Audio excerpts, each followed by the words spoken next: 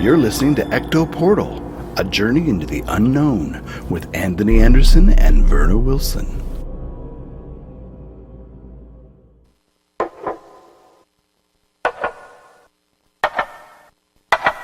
Mommy, have you seen my doll?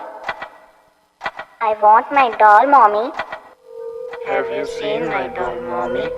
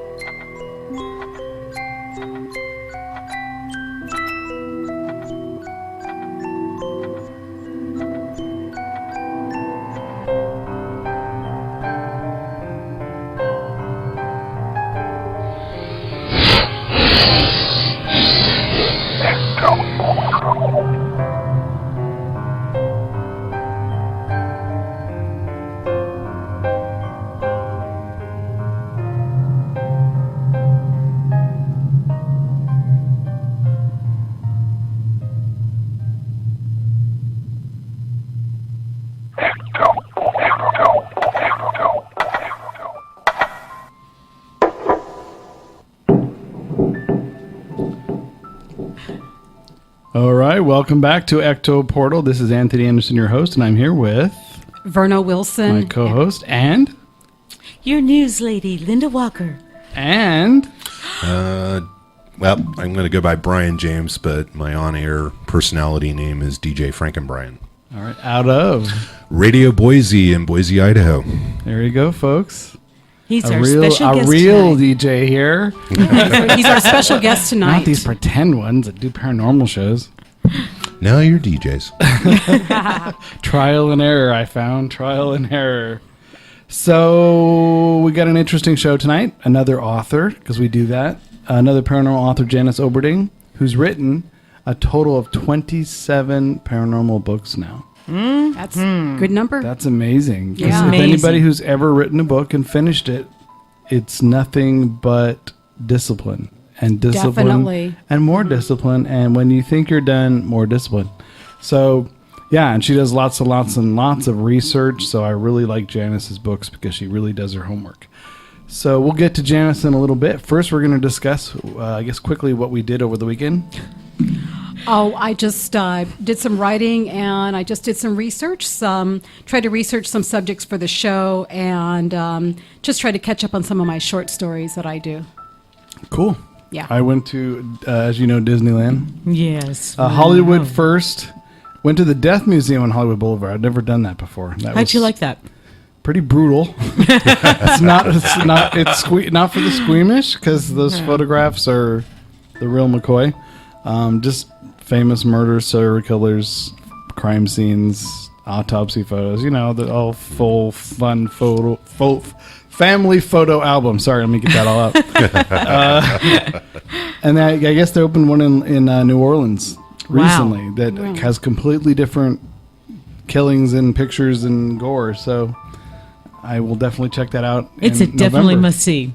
Absolutely. Well, if you're into that. I mean, Yeah, don't I'm take the into that. kids. I love stuff like that. Don't take the kids. Yeah. Definitely doesn't give you that warm, fuzzy feeling. No, it was $15. It was good. It's all photographs and text and artwork and Right. I think Gacy's looks like his entire art portfolio was on the wall in there. Oh, really? Yeah, it was amazing. I'd never seen any in person, so that was It Brian, reminds is there me. anything like that in Idaho?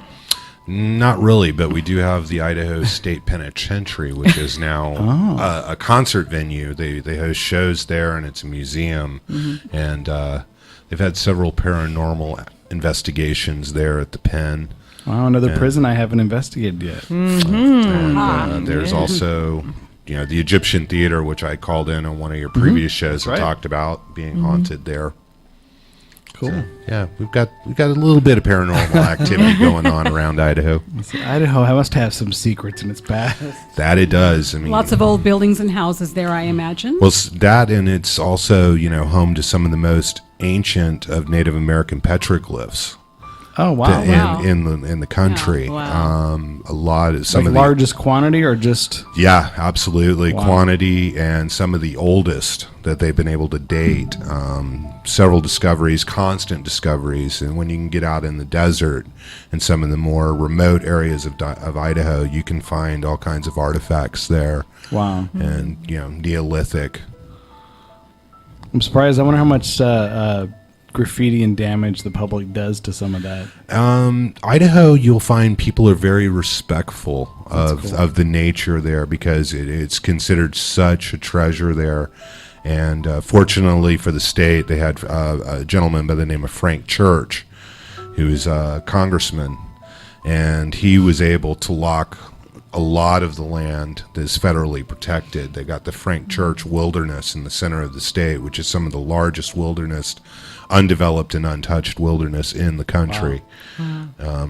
River of No Return and the Middle Fork of the Salmon, in that area. I imagine it's a trip. If you want to deface and graffiti, it's going to be a trek. Then it's not going to be a... The locals will definitely punish you if they catch you doing anything. And rightfully with it. so. See, in Alcatraz, we always find people who still, and it's amazing because it's a federal park. It's a federal offense. It's federal law that you get $250,000 fine and you go to jail if you write on the walls. People write their first and last names, the year, the date they were there. It's like, do you not think they can't trace you that you were there that day? Right. Rebels.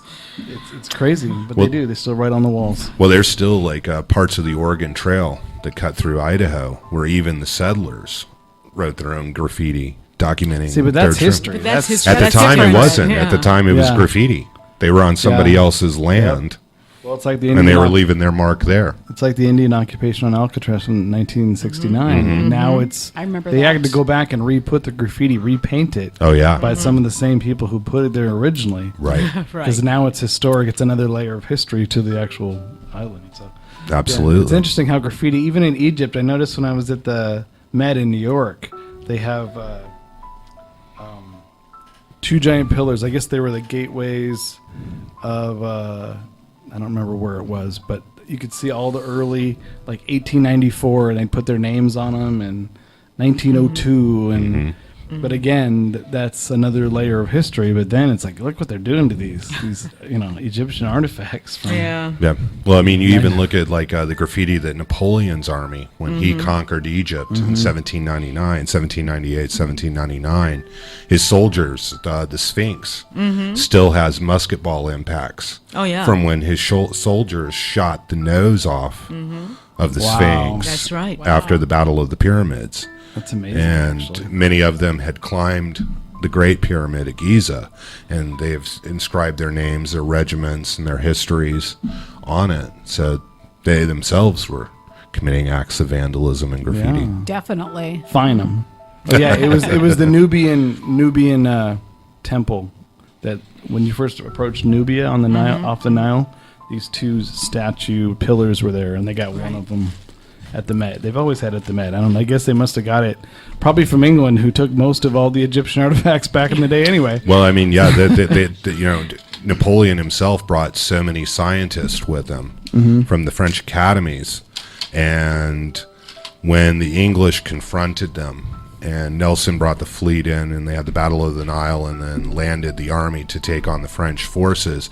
That's how the Rosetta Stone was found. It was being used as a barricade by the French during a battle. And after the battle, the British were going through the French lines and discovered it, and the French were like, oh, this is nothing. Don't look at this. And it became a trophy of war, and that's how it wound up in London. Right. It's still considered a trophy of war by the British themselves. It's historical I don't in blame itself, too. So I've seen the Rosetta Stone in the British Museum. Yeah, there was fantastic. still a legal debate. There was a huge legal debate for like 50 years between the owns it? French academics trying to get it back from the English, because there was this race on who could translate hieroglyphics first, whether it was going to be a Frenchman or it was going to be an Englishman. who was it? Was it the English? It was actually a Frenchman. The was a French is the Frenchman. ones that discovered it first. So they Well, should get it?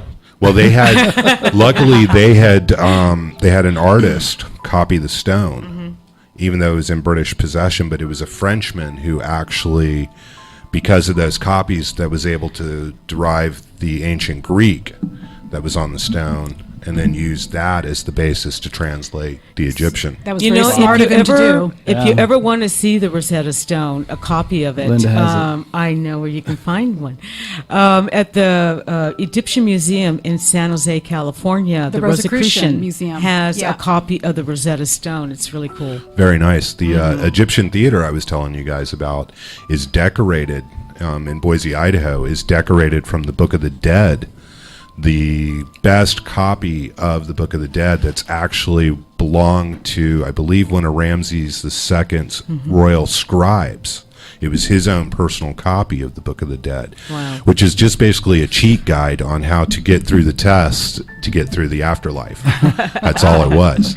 But the artwork inside the Egyptian theater is all based on the artwork of that book, which is also in London. I gotta go. Wow. I gotta check it out. All right, let's go. Definitely. Let's yeah, go. no, I definitely. Okay. Yeah, I love After the show. yeah, Hop on the right, plane yeah, with you. Okay. Get All your credit right. card out. So what did you do this weekend, Linda? Anything? Oh, well, let's see. I hated the weather. Oh, it was very hot. That heat freaking wave. hot, and I did laundry, and that was pretty much what That I was did. That was it. I I know was we just, missed you at Disneyland. I'm sorry I couldn't go. I know. Everything It got was messed crowded, up for though. me. Yeah, well, there'll be another time. Haunted Mansion's still there. Yeah, I know. I love the Haunted I love- Mansion. that's my And the favorite Pirates of ride the in the whole Caribbean wide was one of world. my favorite You know, I rides. like to investigate haunted places, but when you're in the Haunted Mansion and your ride stops like 3 times during it, it's not so scary anymore. Oh, of course not. Oh, no. And they say don't take any flash pictures. You can bet every time that damn buggy stopped, I took so many flash I pictures. believe bet it. you did. I love that ride. That's like my favorite It's one of the ride best in the rides whole ever. universe. But we're using the background shots for our paranormal puppet show. Oh, how fun. We're going to have the girls investigate the Haunted Mansion because they don't know the difference. Oh, how funny. Yeah, figures. Your puppets are a little loony. Yeah, it's a little adult. So, you know what time it is, Linda? You know it. Hit my theme song. Paranormal news.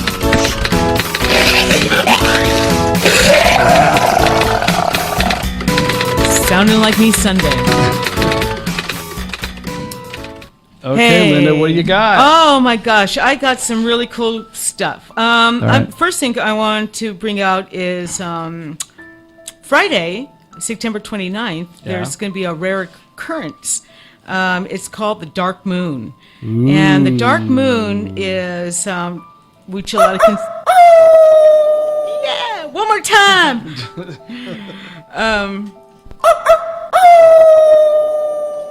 Okay, why is it a Love dark woofy moon? sounds. Okay, so what is it's a phenomenon. It only happens like every 2.5 years. Yeah. There's an article on there on the Ecto Portal page, and Facebook. well, the conspiracy theories, the dark moon supposedly is a sign of Armageddon.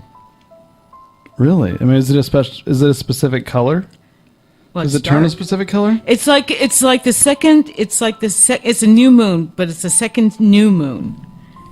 So it's Okay. not a specific color. It's just the second It's new just moon. it's it's like okay. covering the shadow over the moon and Oh, okay. everything. So anyhow, it complies with the eclipse that occurs in the past, and it's supposedly they say it's about Armageddon. So Wow. So I packed my bags. you and pack your bags, get my get purple ready, shoes. kiss your Oh, your no. patootie behind the set.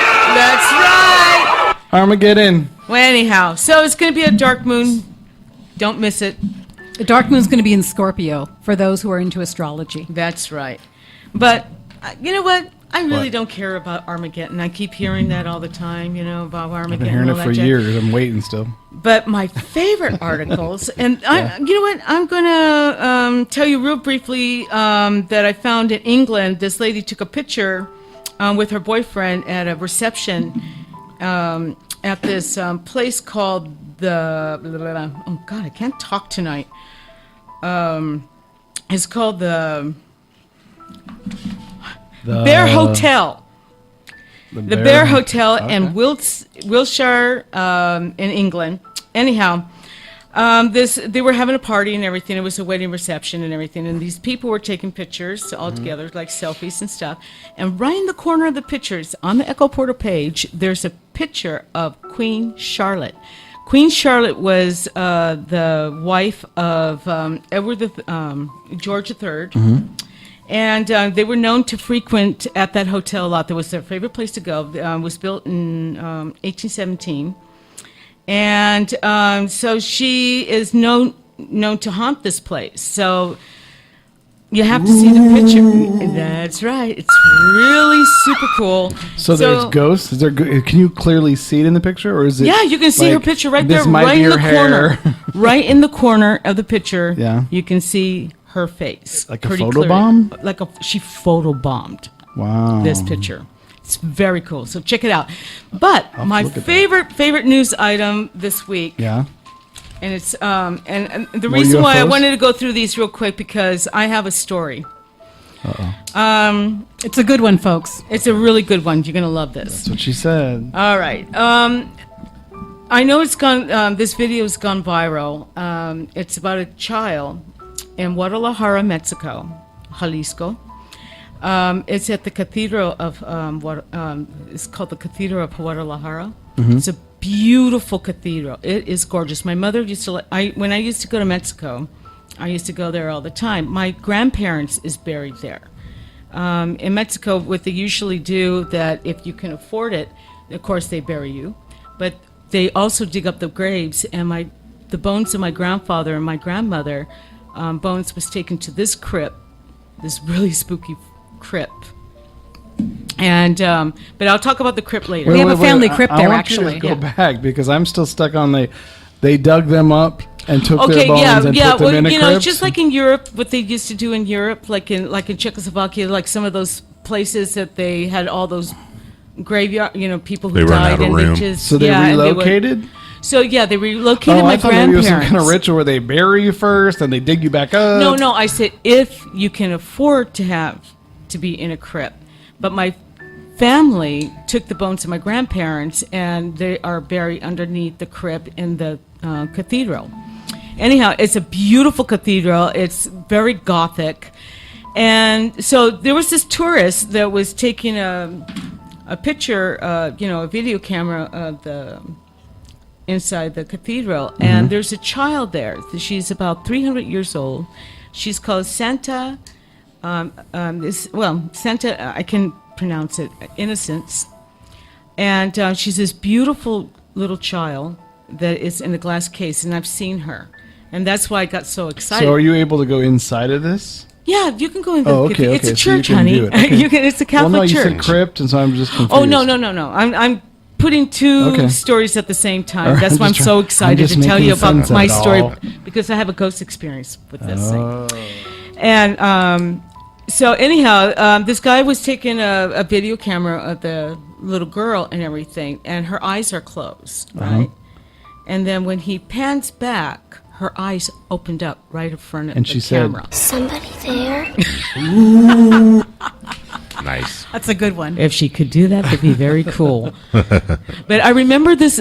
See, I got all excited because I've seen this child. I love churches in Mexico because anybody dies, they were good or whatever. They make them into saints and they put them in a glass case. Like nuns and priests or little children or whatever.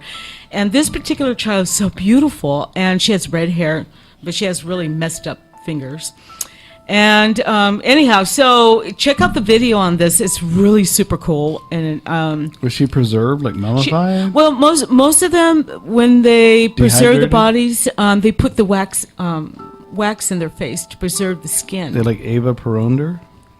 Yeah. Okay, preserved Well, her. most of the saints and everything. Anyhow, so All right. this is what happened to me. Speaking about all this, and it's on the Echo Portal page. You guys will really dig it. When I went down to the crypt with my brother, this is when I was 18, and my brother was getting married, and I was with my mother, and we were going down to the crypt so I can see my grandparents. And I was in the middle, and my mother was on my right-hand side, and my brother was on my left-hand side. So we were going down the crypt, real spooky. I've never been in a crypt before. I felt something go right through me. My mother and my brother said my whole face turned white and I fainted. But I felt a spirit went right through me. Wow. They had to hold me up. It's an unusual feeling too, because of the energy that just. It was the most spookiest thing that I ever went through in my life. I wasn't there, but they told me that story when they got back. My mother was I remember them freaking telling me that out. story, and my mother freaking out, saying, it went right through her. She fainted. We had to catch her. Yeah, we were Wow. going down the stairs. I almost fell down the stairs. My whole face turned white, and I fainted, and they freaked out. So you were in somebody's way, apparently. I guess I was. Someone was going upstairs. But the crypt, down the crypt is just like super cool. I saw bones and all kinds of creepy stuff. And I think I got some old pictures. If I can dig them up, I can find them. Wow. Yeah. So anyhow, that's my news stories for this week. All right.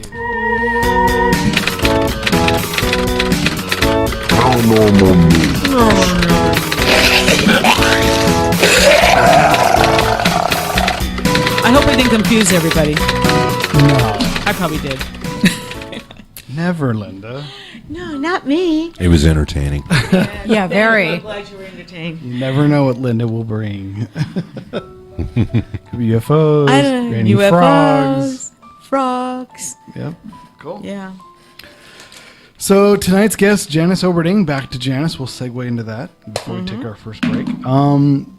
I've known Janice since 2010, so about 6 years, I guess. I went to one of her events in Virginia City. I think that was the first one. St. Mary's Art Center. Where I slept up in the attic on that floor by myself, next to the psych ward. where Which all one? In the room where the guy was chained up? Next to it. Oh. You know that room that I think Jackie stayed in there that night. Oh, yes, I know what room you're talking about. And I was up there by myself. This is like 3 a.m, and I'm wide awake Ay, because ay. I was so overtired I couldn't sleep. So I hear boot steps in the hallway, and then I hear 2 men talking, and I'm waiting. I hear some talking, and then I hear bottles clinking from the other room where they had a display set up because it was a hospital. Right. Miners' beds that were set up with, antique bottles on these little wooden blocks for tables. And I heard these bottles clinking and I knew exactly what the sound was. And then I heard boot steps again, walking, and I was like, if this door and this doorknob turns, this ghost hunter is going to be, I'm out of here. running downstairs. So I didn't move. That's a lot I of grabbed my stairs to run camera, down. but I'm like, what kind of a ghost hunter are you? You should be getting up, opening that door, checking it out. I'm like, but I'm afraid again. This happened on Alcatraz. If you go, it might disappear, and sometimes Right. it does. So I sat there, scared. Which is unusual for you. Yeah, and it was very hot. It was like August, I think. Yeah. Oh, well, yeah. It's hot in Virginia City. And the next day, I come down in the morning and tell everyone what happened. And they're like, where did you sleep? I go, up in the very fourth top floor. It was the only room that wasn't occupied. And I asked, Angela, I said, can I sleep up there? She's like, sure, if you want to.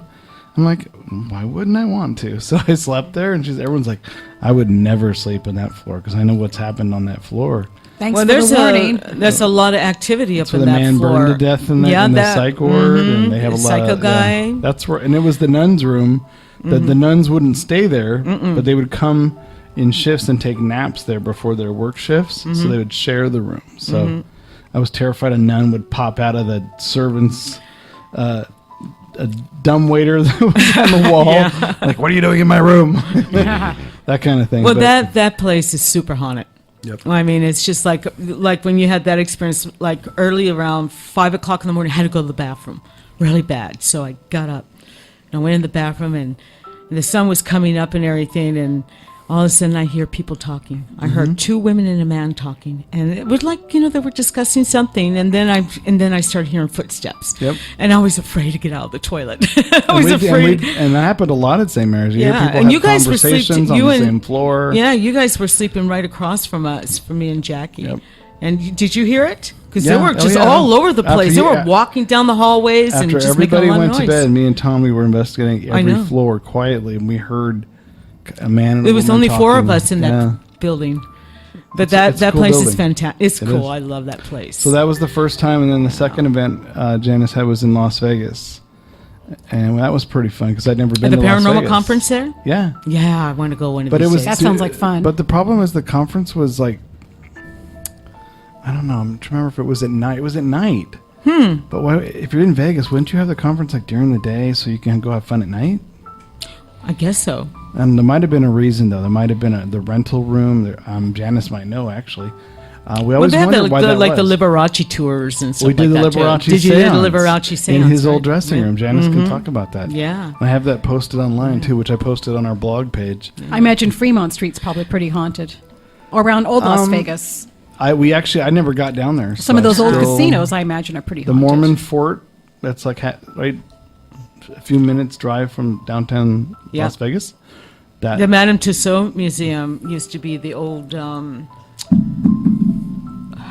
which casino? It's where D. Martin and Frank Sinatra, the Rat Pack used to play. Oh, I didn't know that. Yeah, it's very haunted. I met Janice 6 years ago, and when my first paranormal conference at the Queen Anne. That's Oh, where I so met that- you. That was the first So time that I met was you. afterwards. Yeah. No, that's right. You're right. Let me go back. I met Janice when we had that conference. Right, at the Queen Anne I don't know Hotel. why I thought, but that's true. We That's did. I met her First time I this met her. spring, and her and her husband Bill were very gracious They always are. at a yeah. previous great conference. guest. Yeah, very Good very speaker. gracious lady. Yeah, We She's love like to the have her. superstar of the paranormal community in a lot of ways. She is, She definitely. TV's Janice Oberding, She is. as I will introduce her when she comes back. I know, she's going to love it. And we're going to come back with Janice Oberding, author, Yay! historian, investigator, glitter extraordinaire. Okay, so now we're gonna do a seance, and you just have to be in mind. Is there anybody there? Oh, I beg your pardon. Oh, who is that? Hi, ma'am. It's Skin. I beg your pardon. Okay, I'm Elvis. You mean Everett Presley? That's right, ma'am. Elvis Presley.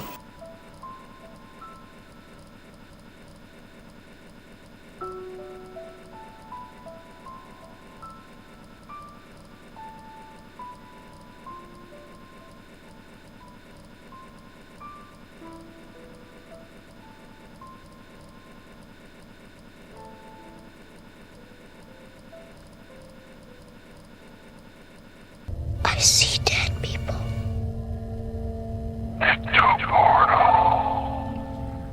And everything by Michael Bublé. That's Linda's favorite singer, just so you all know. I just wow, I love didn't know that. Yeah, she just told Next me. to Captain and Tennille. Well, she's gonna She's a have to closet wait. Captain and Tennille fan, folks. She's a closet CNT fan. We're going to ruin her reputation. Who were actually married in Virginia City at the Silver Queen. Who, Captain and Tennille? And they were- Seriously? and then they remarried in the same place. Oh, my God. Wow. And then they divorced, and I think they took the picture down now. I was going to go in and check, but I haven't. So, you know. So we're waiting for Janice Oberding to give us a call here in just a second. The phone rang once, and then it didn't ring again, so Oh, no one no. was there. So I'm hoping that Janice is still with us, or coming on. Sure. But, yeah, so I want to go up to Virginia City. It's been a while. I know it's been a while. I've never been there. I got my war show So I got to go. It's my turn. club card. I need to go and get I some know, items. I know. You I get need a discount hoodie and I need drinks a and- T-shirt. And then there's other shops that I didn't get a chance to go and see. That's right. You know, and We'll hit 'em. and go back to that yummy restaurant we were at. Did you have pizza with us this time? Oh, maybe it was the other time. You weren't there that time. Yeah, we had pizza at the the night Red we Dog? did the investigation at the War Show Club. At the Red Dog, right? Yeah, Okay. The only place in town that has pizza. It wasn't thank bad God pizza. it's good. it was pretty good pizza. Yeah, it wasn't bad. Yeah. So yeah, I met Janice at our first conference, a second conference. No, that was our first conference at the Queen Anne Hotel. The here Queen in Anne town. Hotel. Yeah, that's right. where. Yeah, she was And- Miss Lake's room. It was Jeff. No, Jeff Dwyer was there Jeff too. They Dwyer both was there. I were. was with Jeff Dwyer in the other room. Yeah, that I got a lot of EVPs at the Queen Anne. I've never really been back. I would love to do another event or something there. You but- know, the dining area that we were at, I was talking to Sharon Leon, and her and I were talking and stuff, and then all of a sudden, I started smelling cinnamon, like cinnamon buns or like cinnamon cookies were baking, and I had that smell, and I told Sharon, I was like, "Do you smell that?" And she goes, and I said, "Is anybody in the kitchen?" There was nobody in the kitchen. Really? But they had that strong smell of that cinnamon. It was really interesting.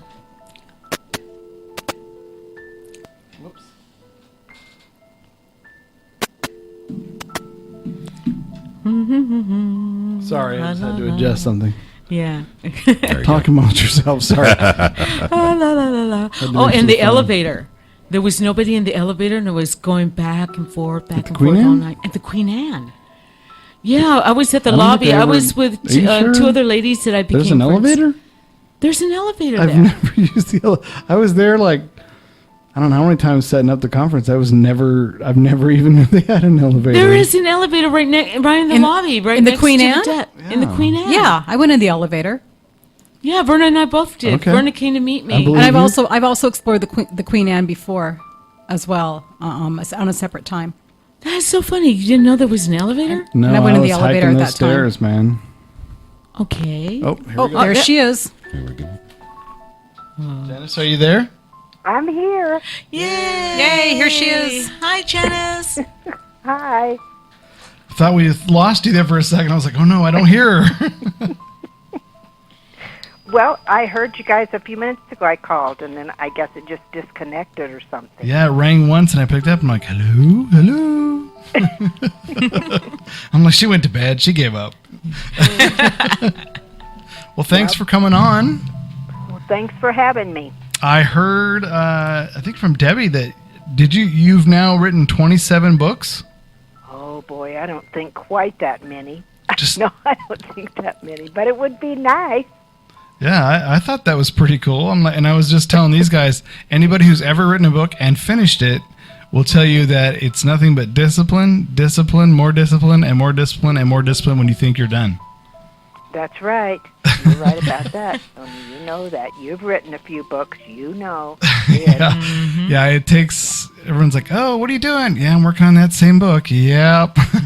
I just finished reading your book, Janice, about the Constantinos. That's Verna and Linda are here. Oh. And Brian as well. Hello. Brian is our special guest. He comes all the way from Boise, Idaho. He's a DJ over there. Oh, Yeah. okay. So I just finished reading your book about the Constantinos, and Linda and I were both discussing the contents and discussing your friendship and your time with them. And Linda, this is what we think. Ay, ay, ay. Okay. But anyway, it's we think it's actually a very great testament to a lot of the work that they did and to the friendship and to exploring them as people and putting in both the good memories and also what could have contributed to some of the downfall. Right. Yeah. Right. I know, I found it. I thought just the way you wrote it, it was pretty much, you're like, this is what happened. Here's the experiences I had with them. Here's what I observed. Right. Without being judgmental, just this is what I observed along the way. You can read this for yourself as things progressed and judge for yourself if this, you could have seen this early on, or maybe this was a catalyst or just early hints of stuff to come. But I noticed you're pretty much like, wow, okay, I'm just going to have fun and go along and investigate with these people and see what happens. And I know sometimes you were a little nervous, for sure. Right. Just by reading, you're like, are we going to die in this car? especially when some of the arguments and when you were in the middle and they got into some conflicts, I noticed that, of course, it made you very uncomfortable. But I have a question about that, about this, and it's kind of an unconventional question here. I was wondering, do you think that, I know that all of the investigating, you have to protect yourself and you're prone to a lot of influences. Do you think with the drugs, the alcohol, and the problems he already had, that some of the influences that they were open to might have, you think, exaggerated some of these problems and escalated it? No. No. Okay. I think that that really what escalated. I think what really was the fact that they saw fame. I mean, they both wanted to be famous in their own, and they were. I mean, but they wanted. I think in some ways, sometimes I thought it was like, even though Mark appeared to, he did stand back often for Debbie. I think it was like sometimes their egos clashed. Sure. Yeah, and I think that, and then Debbie was, I've never known anybody as jealous as Debbie was. Debbie was insanely jealous of Mark, insanely jealous. He couldn't speak to anybody without her just going crazy. I mean, and at times he seemed to be a little jealous too, but nothing to like she seemed to be of him. So I think, I don't really know. I don't know. Somebody said to me, well, you could have, maybe you could have had him go to counseling. You can't tell people, oh, you need counseling now. You know what I mean? No. Not something like that. Not blurt it out.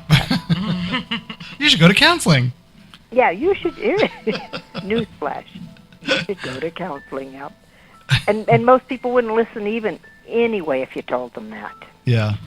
They might have thought of it on their own anyway, without anybody having to tell them. But and I do think Debbie did drink too much. Yeah. Yeah.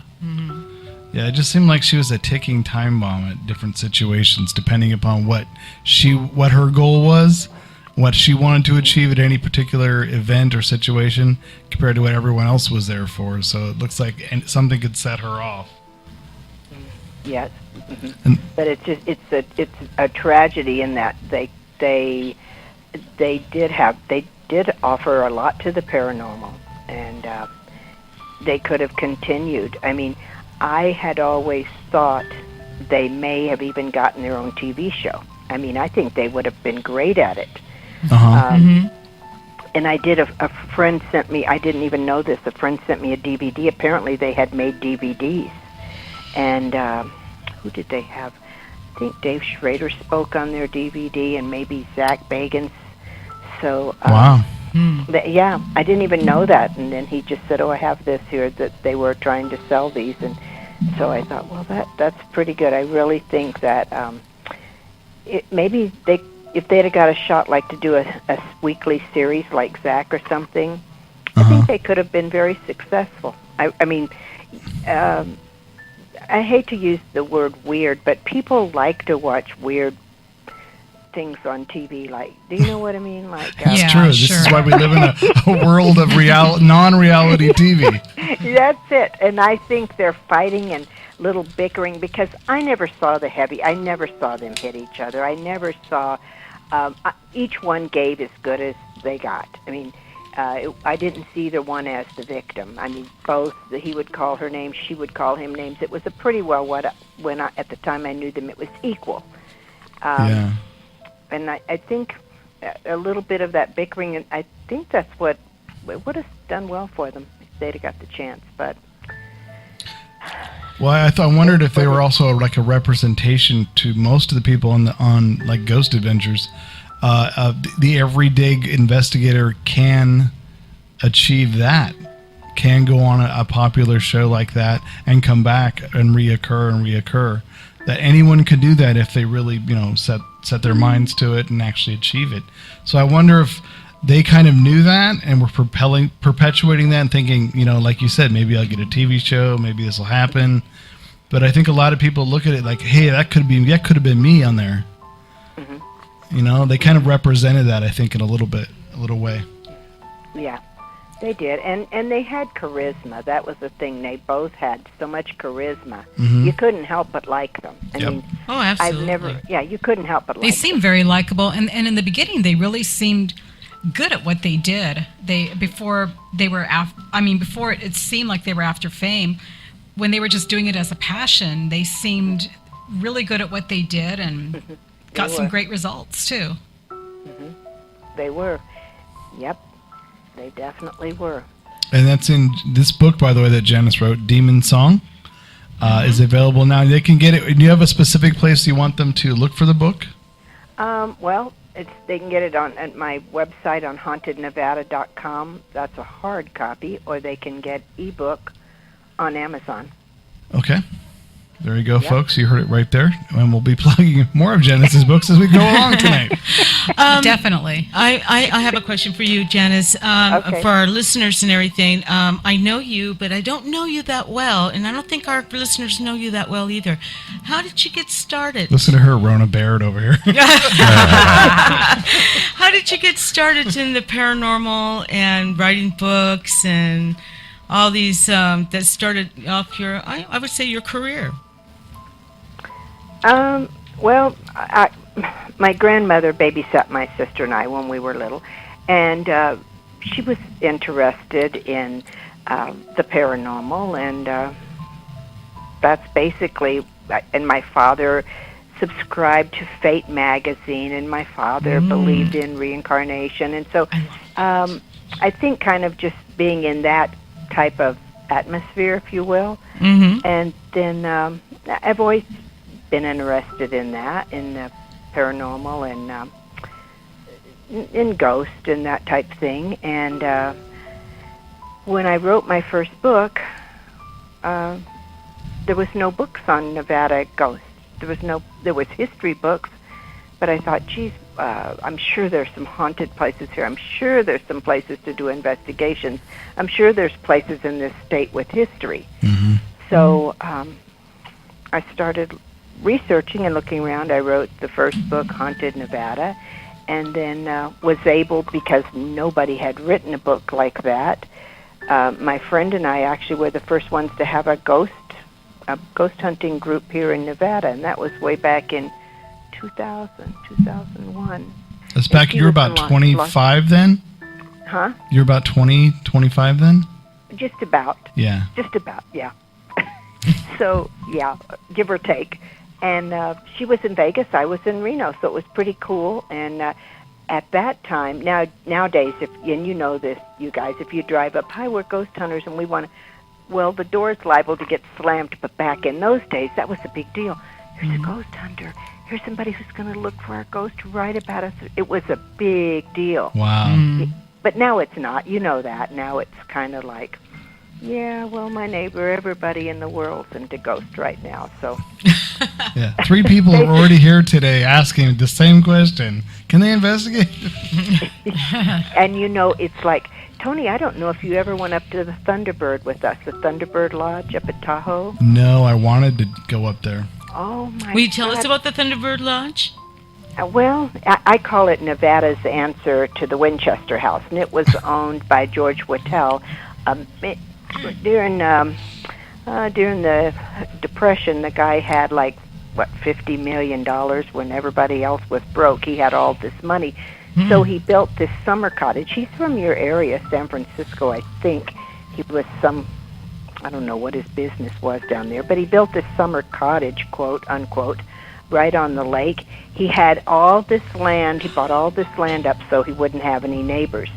And he wasn't doing this for humanitarian purposes or because he cared about his fellow man, because he didn't.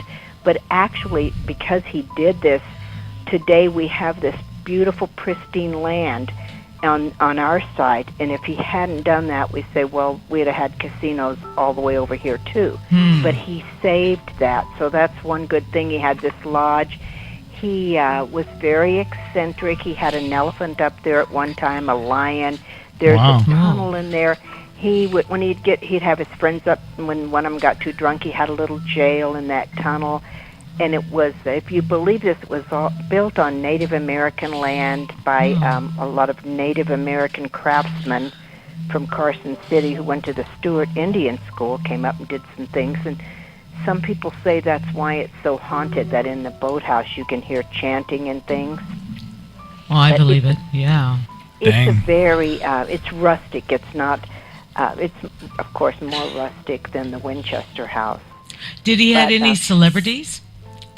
Did he in there? You mean Yeah, I mean, any famous people? that visited him? Mm-hmm. Well, they said Frank Sinatra did. I don't know how true that is. The guy was really, he really wasn't into people too much. I mean, he had a wife, and then and I think she divorced him, or maybe she died, I'm not sure, and he had a girlfriend. But he really wasn't like into having a lot of people around. He was kind of in a way, kept to himself, you might say. But it's you can feel it. The minute you walk in there, you can feel it. And one experience I had there when I did Dead Famous with Chris Fleming, and we had a psychic come up, and she walked in the door, and there was a picture of the house, and there's a picture of George Whittle, and she points to it and says, "I don't like him. He's not a very nice man." Well, when she got to the boathouse, something started pulling her hair, and she was screaming, and I thought, well, you don't walk into somebody's house and say, "I don't like them." They're not very That's right. person. But yeah, it's really it's one of those places it's really, really a fascinating place. But now with ghost hunting and with historians, it's the university's kind of in charge of it, and they are kind of highbrow, and they don't want much to do with ghost people. And I had asked, the last time I asked, I was told it would be $10,000 to investigate. Oh my gosh, that's ridiculous. So That's crazy. That's a little pricey. Yeah. Janice, can you hold on? We're going to go to our first station identification break. Can you hold on for a few minutes? And we'll come right back? Sure. Sure. Okay, great.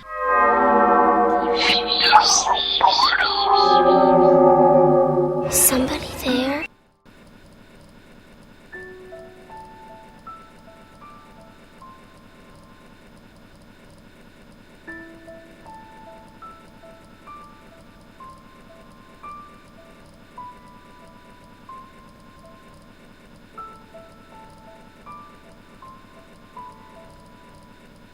Janice, are you still with us?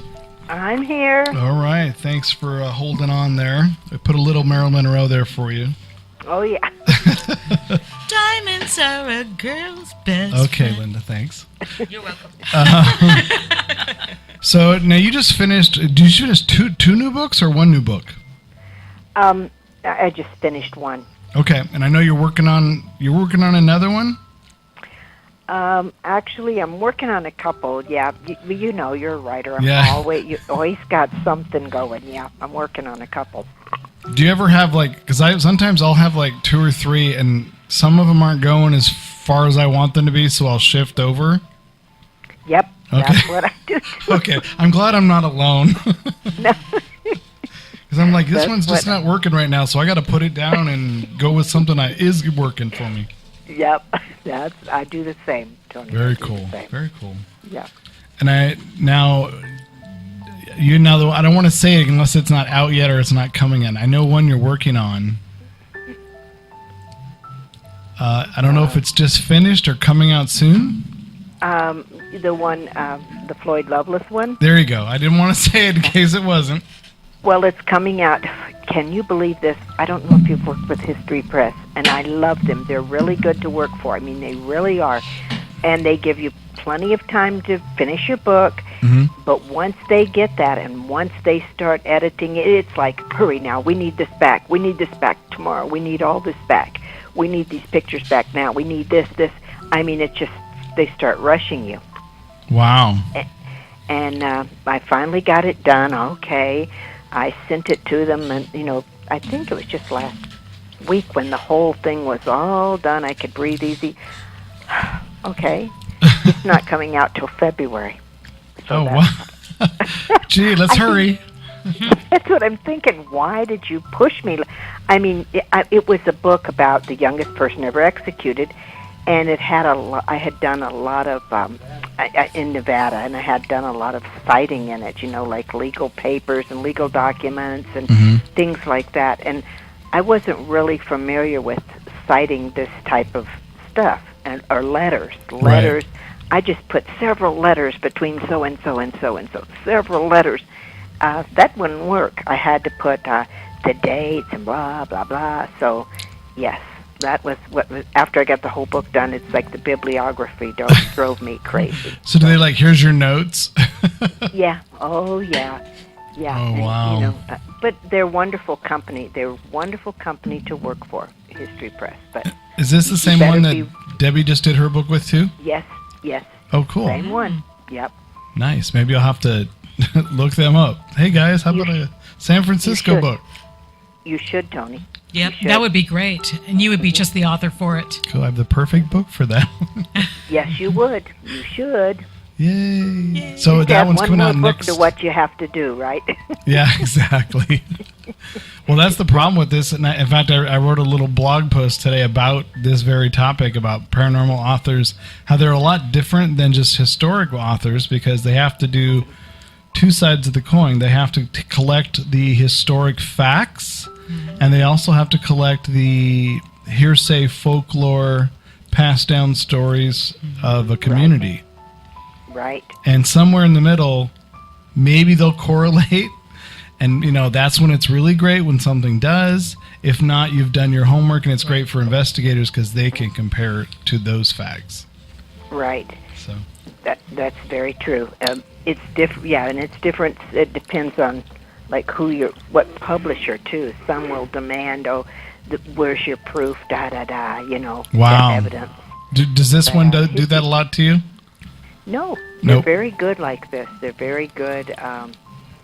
You know, if you say somebody said this, then they would who was it or something, you know, that type of thing. But they're very good. Cool. That's good. At least they're supportive that way. Mhm. That's awesome. Yep. They are. Very cool. Now you have. Oh, Lynn, did you have a question? Yeah, I know in Facebook I see you a lot and everything. You do a lot of, do you do a lot of lectures out in Virginia City?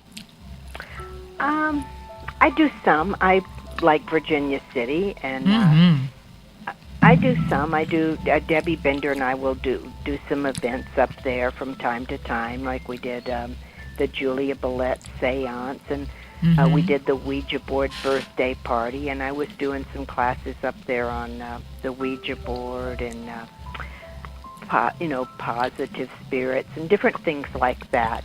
That's cool. Yeah, because Virginia City, you guys know that it's a great place. It's got the paranormal and the history going on, and you can feel the energy there. I mean, Absolutely. It's the real deal. Yeah, it's well, this year is my first time ever been to Virginia City, and at the Warshall Club, and then Anthony and two other people, we stayed at the St. Mary's. That was crazy. Jackie. And Jackie. Yeah, And Tommy. Jackie. And we just had, I had the most wonderful experience there. It was so great, and I would love to go back. But I know that you wrote a whole book about it, didn't you? About Virginia City. Yeah. Yep, I did. You know, I thought, well, it's not. Again, there was one book written in 1968 about Virginia City's ghost, and it was, I think it might have had like maybe 30 pages, maybe, and it was written in a very. The woman truly believed in ghosts. She belonged to some ghost group, and I can't remember the name of it, that was popular back in the day. But she didn't really delve into, like, okay, she said this is going on or that's going on, but she didn't delve into maybe why this is going on or anything like that. It was just, this is going on D Street. This is happening over here. And there was many places she totally left out. And I thought, Virginia City needs more, they need more. We need more. So hence the first one, The Ghost Hunter's Guide to Virginia City, which did very well for a self-published book. And then History Press said, would you like to do a book on Virginia City? And I said, well, it just so happens I have one. So, of course, I had to update the book and add more stories and stuff like that. And that's how that book was born. That's great. Now, I got to tell you, though, speaking of the Washoe Club, you probably saw it on my Facebook. I don't know if you did or not, but Sandra Constantino, Mark's sister, and his brother Chuck were here last week. That's and did an interview right, yes. How was on the that anniversary. like? I mean, that must have been really kind of like, I don't know, kind of spooky in somewhat ways? It was very sad. It was very, very sad. But we went Yeah. up to the Washoe upstairs. They'd never been up there before. And Wow. Sandra, I believe she's got her brother's ability to really collect EVP. Mhm. And what was really eerie is that she was using one of Mark and Debbie's recorders. Wow. I mean, that was eerie. But we were calling, is there, the old standard, is there anybody here? Would you like to speak to us? Would you like to tell us your name? Yeah. And very clearly, Mark said Mark. Did it sound like Mark? Yes, it did. Oh my gosh. Wow. And she said she's going to clean it up, put it up online. Wow. because- Well, I want to hear that. That's Yeah, amazing. she said she would. And then we start recording again. We hear a woman screaming in the hall. None Yeah. of the recorders picked up that scream at all. None of Wow. the recorders. That's amazing. I mean, that. You never know what's going to happen at that place. Well, I you know, think we it thought- was really beautiful tribute that what you did that night. To have their siblings, hanging with you and taking them around the worship club and everything. I thought that was super cool. Yeah, they're very nice people. They're They very, seem like very, very nice people. Fun people. Yeah. Yeah. So you just did you do Kathy Berry's thing in Truckee this year again? Oh, yeah, the Truckee Meadows thing. Yeah. Yeah, I did the class up in Virginia City. I did a ghost.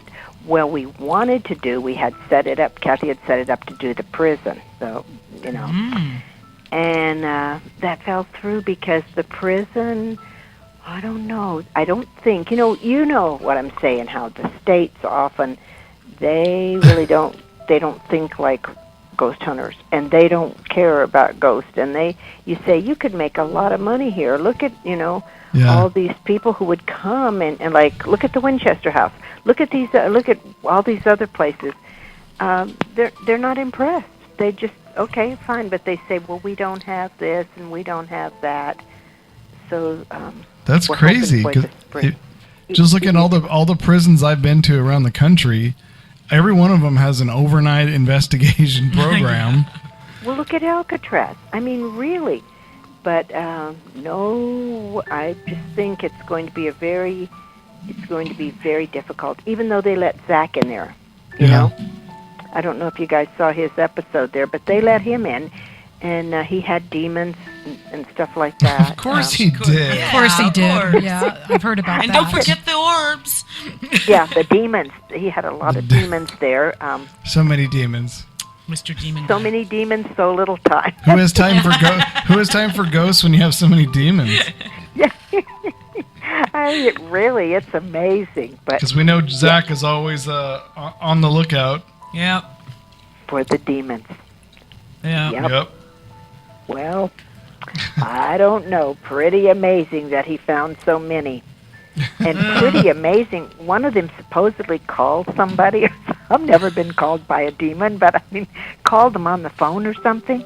Oh, really? Wait, he called them or they called him? The demon called somebody.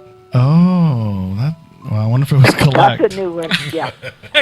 Has he ever explained why he runs across that so much?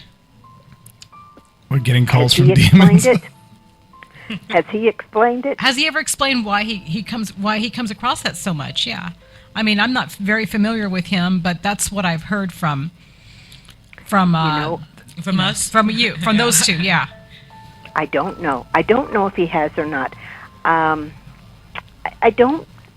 He says that that's his ghost adventures. I mean, these are our ghost adventures, and somehow demons want to join or something. I really don't know. Okay. I don't. I think don't it's know. like that last season of Happy Days when they added the little Heather O'Rourke for ratings. Oh. I think she's the little demon on Ghost Adventures now. I think that's what the demons are, is Heather right. O'Rourke. Okay. Just to add, it should be Demon Adventures now, I think. Speaking of which, they're in Virginia City this Saturday night's episode. The the new Mackey Mansion episode they just shot last summer. Oh, and I heard they found a demon there too. They did. Oh my gosh! I think Trinity's in it, and I think Isaac, who do the tours down at the Mackey Mansion. I think they're both in it. That's cool. How did you meet Zach? I've got to tell you, we did a seance up there, and let's see, it was Bill and Richard and Cimarron and Terry and Chris, a whole lot of people.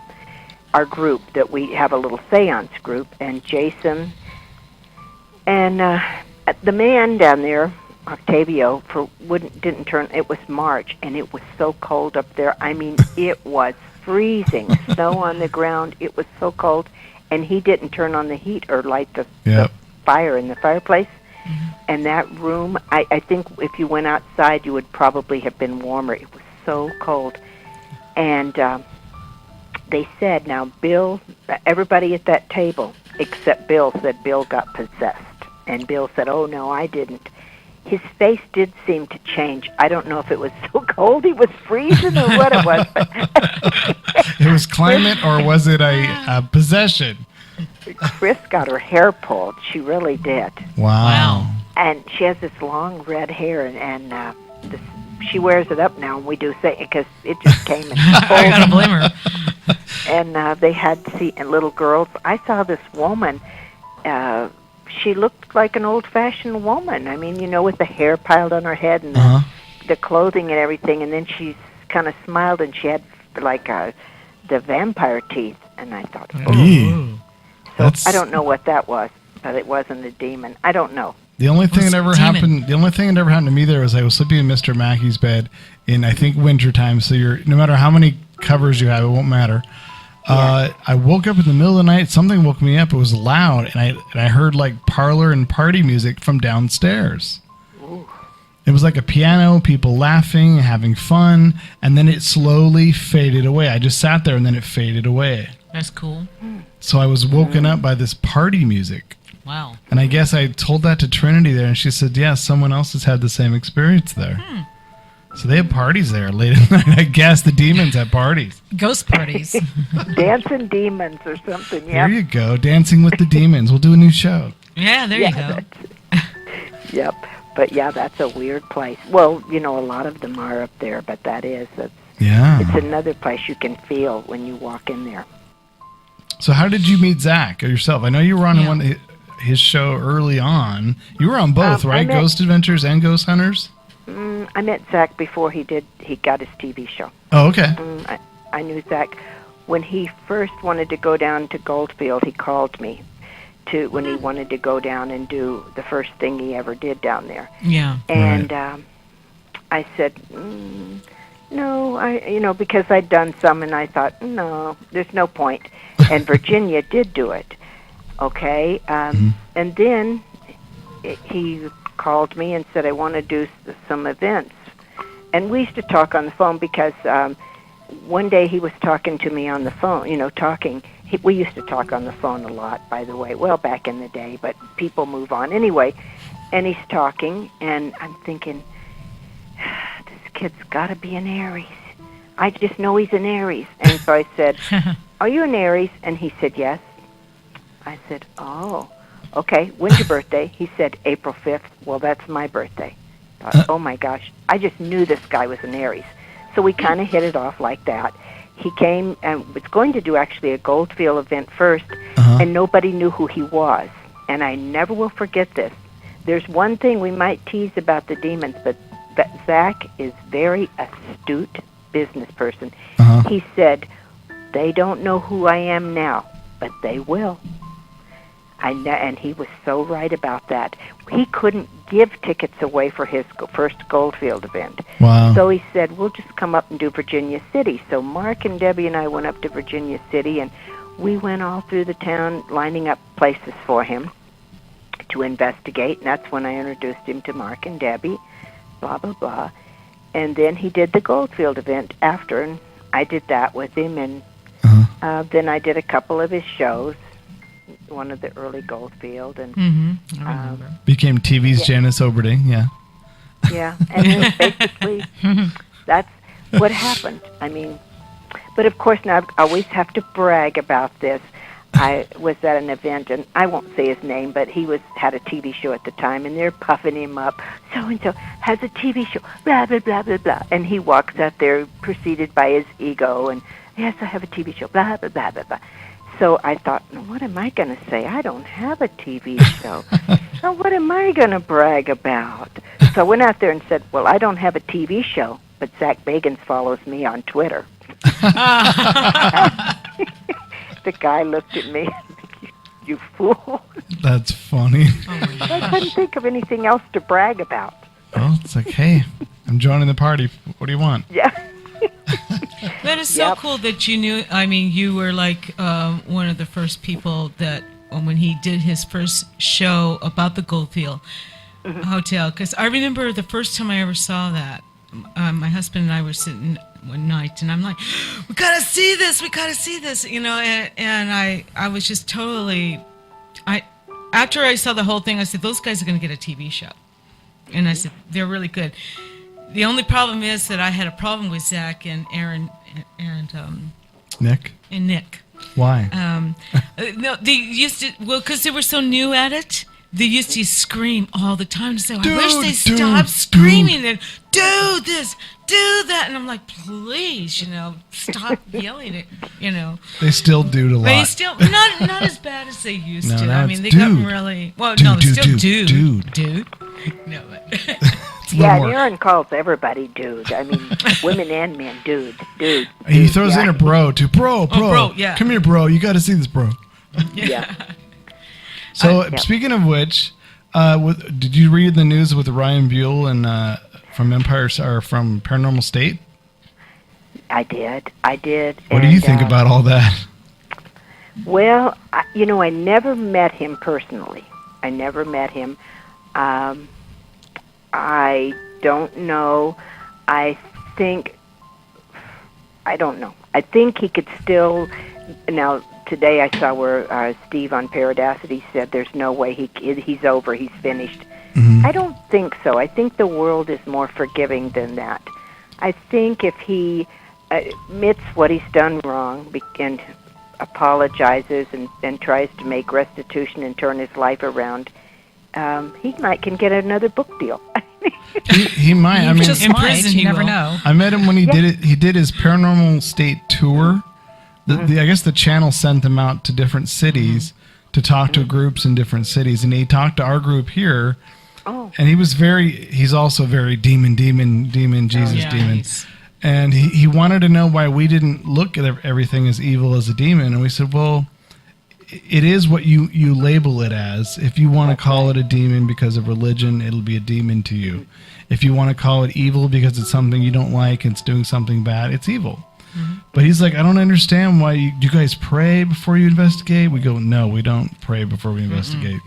Yeah, see, that's the thing. That is the thing. A lot of that, and I've had people, get mad at me over the same thing, that not praying before an investigation, when things like that. And actually, I don't even believe in demons. I think it's rooted in like religious stuff. And I'm right there with you, Janice. Me too. Yep. Absolutely. Yep, So how do you prepare yourself before you do an investigation? Well, I always ask for positive, that I don't want to encounter anything negative. And what I mean by negative is something that's going to throw something at me or scratch me. I've never encountered such. I have encountered some weird things, but I haven't been scratched or been thrown or anything like that. So I ask that if there is something negative or evil, and I believe people can be as evil as any demon you could drag. Yep. Or, you know That's what for I mean. sure. I don't give them any focus. I don't give them any attention. I'm just going to walk through here, and you're going to be totally invisible to me. Yep. Yeah. And that you're taking control, basically. Yeah. Yes. Not focusing your energy on it. Yeah, you can be there, but I'm not giving you any attention. Because I think what you said, Tony, is true. What you call it, what you focus on when you go into a place saying we're going to find demons. Yep. You're going to find something. You're going to find negative or evil or something. Yep. But I think the demon thing, it sells well. You know what I mean? People are tired of, well, not tired, but you got to keep raising the bar. Now everybody's had a ghost, and everybody's ghost. So what do? You raise the bar to demons. Yep, and I'm sure at the end of this season on Ghost Adventures, he'll probably have one in a bottle for us in his museum. Dude, I got a demon in a bottle. Janice, I wanted to ask you about, since you're talking about not focusing your energy on anything evil or negative in your investigations, you teach people about using the Ouija board and about using spirit boards. How do you so many people have had such negative experiences using those tools, and I know that you're also a medium and a sensitive. How do you show them how to use that tool properly, and what type of tools do you teach when you're teaching mediumship? So that I don't teach mediumship. You don't? Okay. No, I don't teach that. Basically, what I teach is I believe that everybody is sensitive, has the ability to be a medium, if you will. So it's a natural thing. Again, with the Ouija board, I believe it's all what you see, what you perceive. People say, well, you're opening a doorway when you get, you open the Ouija board. But you're not opening the doorway any more than you are if you're going in with a recorder and say, is there anybody here? Would you like to? Very true. So I show that. I just do like what I consider a common sense approach. Now, when I did the last one up in Virginia City, I had, 4 or 5 Ouija boards, and we had some old ones. I had one from the 40s, and somebody brought her mother's in. And we sat like groups of 4 or 5, and we made some call. We practiced calling and asking for the good and positive. Again, if you've got evil intention, negative intention, we're not going to give you any heed. We're not going to pay you any attention. And we got some pretty good. Things from some of the people that were there. They were able to make some communications with loved ones, we believe. And that's good. Yeah, basically that's what we do. Is just I try and do it like a common sense approach. That if you want to say this piece of cardboard is evil, this piece of cardboard has the power to affect you. This planchette has the power to affect you. Your car has the power to affect you. Everything in your life has the power to affect you. Mm-hmm. And so you are more powerful than anything like Great that. approach. Absolutely. Yep. Janice, can you hold on one more break? Yes. And we'll come back and we'll talk a little bit and wrap her up. Okay. All right. Hold on just a sec. We'll be right back on Ecto Portal.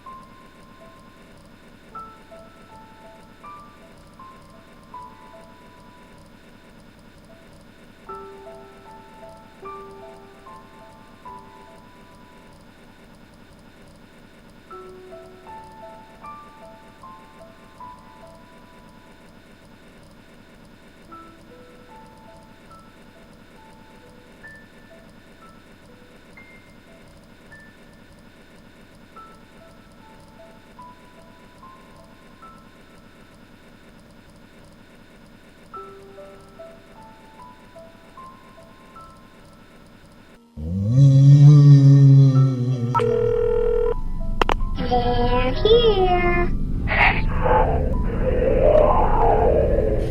And we are back. Janice, are you still there? I'm still here. Yay! I agree with you about Ouija boards, actually. I think they're kind of what energy you bring to it. If you want something evil to show up or you're so afraid it's going to happen, let me turn that off. Linda. Enough out of you, Linda. Sorry. That you'll kind of get what you're looking for, I think. Right, I agree. Yeah.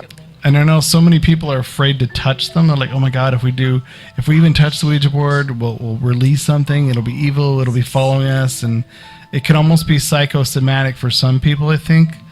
That they think, oh my God, we did it. We released something. Oh, you know what? It's following me. I know it is. I've seen people freak themselves out over that. And it came from back in the 20s, the 20s, the 19 teens, the 20s, the 30s. A lot of religious groups, again, decided that these were the devil's doings and stuff, and they wrote scathing articles and did scathing protests and stuff like that against the Ouija board. Wow. And people would blame everything. Like there was a case in Arizona, a 15-year-old girl shot and killed her father. The Ouija board told her to. A woman in California, the same thing. She murdered her husband and said, well, the Ouija board told me that he was two-timing me. Okay. Wow, this sounds like a book for you, Janice. I did write a book about the Ouija board. I was sitting here thinking, I swear to God she wrote one, but I don't know. I'm going to ask. I did.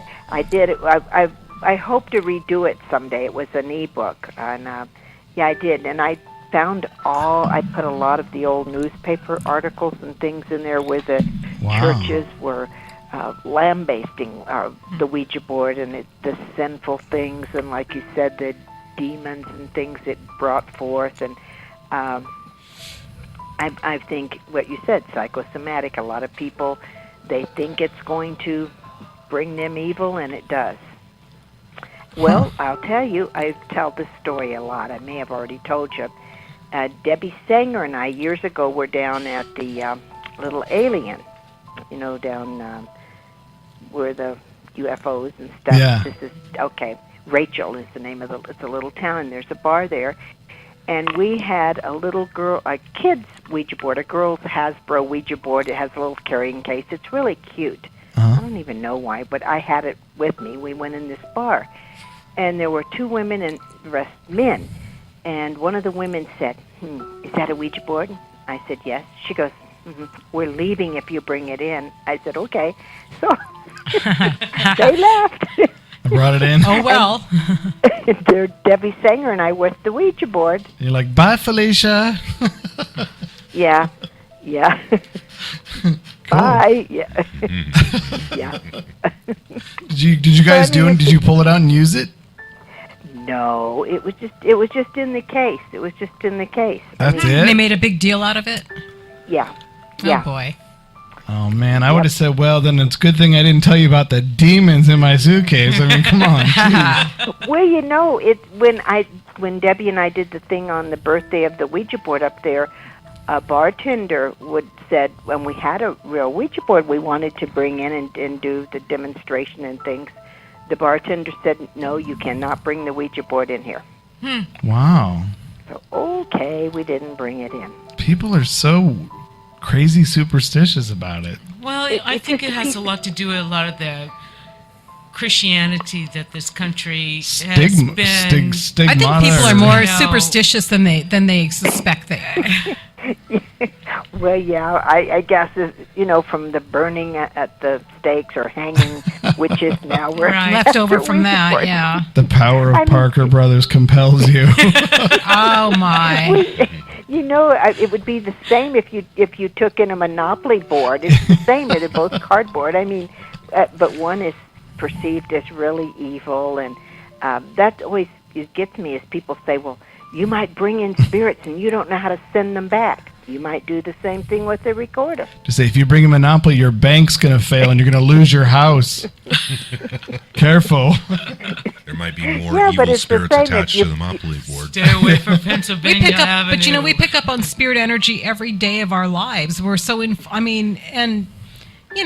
can't go around just worried about it all the time, and especially, and if you bring in a Ouija board, it's not going to have an effect. I mean, anyway. Of course it will, Verna. It'll be the answer to all your woes. Well, good. Something's got to answer all of them. Well, I just wish it would give me the lottery. Make use of all those There numbers you go. already. No, I like Janice's idea. Darn it, why didn't I think of lottery, that? Please. Yeah. Lottery numbers. Give me all of them. Give me Super Yeah. Lotto. Give me Mega Millions. And I'll be here all night. We'll write them down. No problem. That's right. With my luck, they give me like last week's or something. Like, ha ha ha. Last week's numbers. Yeah, You could have been the winner. specify. Yeah. Yeah. Oh, my. So, do you have any events coming up? Well, It's Halloween let me time. think. Halloween is coming up. Halloween's coming up. Has and Debbie you know called what? you yet? Debbie Bender? Not yet, but I said to Bill, "Oh my God, you know what? We did all of our classes in September. I have some ghost walks, and we're doing during the day. We're doing what we call the Dirty Laundry Tour, which is it's not ghost. It's just some of the dirty laundry of our wonderful, biggest little city in the world, Reno. But That's I'm cool. hoping I can go down. Bill and I can go down and maybe spend. My mom lives in Vegas. Maybe spend a few days with her. Nice. Yeah, I would. Yeah, yeah. That'd I'd be do fun. anything to go to Vegas. Yeah, maybe see Robert Allen. I don't know. He's Oh, probably yeah. really Robert Allen. is- Yeah. And Zach's Yeah. there. He's a lot of fun. Yeah. I want to go to his now. And I know he's perfected his ghost tour. Is he still doing that? I think so. Yeah. Yeah, I know I'm sure he's fine tuned it by now. I know we were on that. Was it one of his early ones? Yes. Yeah, Yeah. that was crazy. That was fun though. That was a fun weekend. It was a fun weekend. It was fun. Now I believe out there at the Pioneer Saloon, they're doing something they call paranormal socials, or people get together, and I don't know if they're ghost hunting or talking about ghosts or what they're doing out Oh. there. Boy. Yeah, and That I could don't be know if fun. he's- Yeah. Yeah, Their I don't pizza's know if good. he's- Pizza's good. A lot of beer. Was the pizza was good? It You was. think was it? Yeah, well, the pizza was great. I don't know if it came from there or next door. I think it was next door, maybe. Yeah, probably next door. Yeah, but Well, we That did the was a- Liberace seance. That was fun. yeah, that was fun. That was Did he come fun. through? I think, I don't know. You know, when I do a seance with anybody, sometimes you see, like, I will see things in my mind's eye. Yeah. And is that coming through? I guess it could be in some regards, but I think Virginia was so angry. She was so angry at how Robert had set that up. She wanted everybody in the room to hold hands. Yeah, big I circle. don't know how he would have done that, though. I mean, or either hold a chain where we're all connected somehow. It was almost like a Southern Baptist church or a Pentecostal church meeting. Like you guys are going to throw your hands in the air and hold snakes and speak in tongue. We're all going to sing with you. Yeah. I've done a seance with you, and it's very relaxed, and it's pretty nice. I like how you do enjoy that. seances because you do them a little differently than other people generally do. Absolutely. Yeah. You don't make them do the hard and fast rules. You kind of open it up a bit. Kind of make everybody comfortable in that sense, so that they can be more open. I think. Yeah, I was next to Janice, and she was telling me, "So what do you feel, Linda? What do you see?" And I'm like, kind of caught me off guard. You know, I've been in seances before where one person who, and I don't know if you were at that one or not, Tony. It was one at Roberts in my earlier conferences. I think it was the one Mark and Debbie were at. Anyway, the woman who was leading the seance, there was another woman in that group who was picking up so much. And this woman who was leading that seance told her, "You have to leave. I'm the only one that's going to see things and talk about it." Really? So yeah, and I thought that was a very odd way to do one. You know what I mean? Like nobody was allowed to say anything or what they were picking up. Oh, that's not right. Wow, my It's based abilities. on ego. Well, she wanted to be the star. My ability's better Yeah. than your ability. Go home. Yeah. Yeah. Medium Yeah, so the- competition. Wow, So that's the woman crazy. was Silly. kicked out of the circle. Yeah. Yep, and I've heard of one where one of the women, and this is very recent, and I won't say names. I thought it was kind of funny, but anyway, one of the women sitting in this seance got mad, and this was up at Mackey Mansion, at another one because the other one had an evil attachment who was threatening her. So she got mad because the woman wouldn't control that evil attachment that was threatening her and just walked out of the seance. Oh, good grief. No, really. That sounds like a mess. I wish I had all these on tape. I know. I'm glad Seance I on wasn't tape. there. Well, speaking of that, do you remember that thing we did up there at Union Brewery, the one that... Oh, yeah. Yes. Someone told me, well, you said you weren't going to be in it, and they've masked out your face, but you're in it. I know, I noticed I'm still in it. A quick flash, but that's it. I know Tommy and Jackie are in it a little bit, wandering around, and I was kind of ambivalent about it. I kind of saw what they were going for, but then when they found out the Hornet wasn't going to let them on free or something, they actually called them names in their documentary on air. And I thought, wow, how amateur was that? Who, Jackie? Well, no, I can tell you, you know what? When I was down at the Goldfield for a book signing last year, this group came, and they're supposed to be some big muckamucks, too. I don't know, big, famous group. I'd never heard of them, and they'd never heard of me either, so we were equal. It was a draw. Yeah, but Virginia was going to let them go and film in Elizabeth's room. And they went in there and got in a huge argument amongst themselves and stormed out. Really? And I thought, wow. You guys are really stupid to have done that. I mean, how often do you get to do that? Yeah, talk about a lost opportunity right there. And they went up to Virginia City recently, and somebody asked me, do you know these people? And I said, oh, yeah, they got in a big argument and stormed out of the Goldfield. So who knows when anybody will ever get back in there. So I thought that was really dumb. Wow. I'll have to ask you their name next time I see you in person. I want to find out who these people are. I'm curious, too. Yeah. Well, Janice, we're actually out of time, believe it or not. We can Okay. sit and talk to you for 2 I more know, we hours. could Yeah, you'll have to come back on again. You know, we have more to ask course. you. Yeah. So Okay. Demon Song is out. Yeah. You can buy the book now. It's available. At hauntednevada.com or either on Amazon. All my books are on Amazon. And Check they're them all out. really good books. Yep, they are. Look up Thank you. Janice Oberding. If you want to look up by author, you can find all those books. Yep. And your new book's coming out in February. Make sure you keep an eye out for that as well. Yeah. Yep. The boy that Nevada killed. That's what they named the book. Really? Wow. That's a long title. Yeah. I know. Well, that's only part of the title. The rest of it, but that's what they decided. So. And we'll post some links of your upcoming classes and tours that you do. Okay, great. Absolutely. All right, Janice. Okay, thank you. Thanks a lot. thanks, Have a good Janice. night. Get some sleep now. We kept you up. Okay, bye-bye. Take Bye-bye. care, Janice. Bye, Bye-bye, Janice. You too. Bye-bye, Verna. Bye, Linda. Bye, sweetie.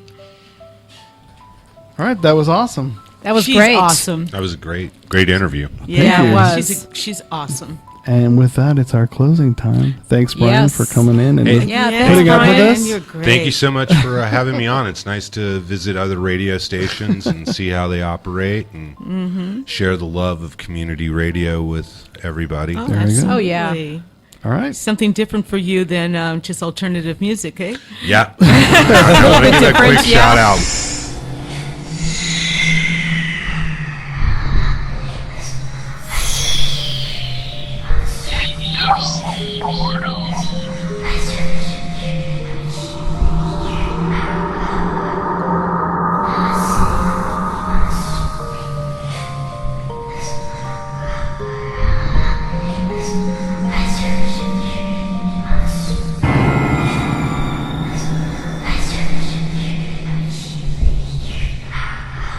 Royalty-free, copyright-free music by Kevin MacLeod and Ross Bugden. Be sure to visit us at www.ectoportal.com. Check out our archives on YouTube and head on over for new episodes to ectoportal.podbean.com.